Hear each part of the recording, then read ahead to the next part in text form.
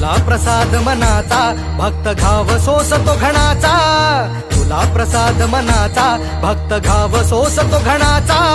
राही उपाशी घरी तरीही करतो तुझी वारी, राही उपाशी घरी विठ्ठला रीत तुझी न्यारी.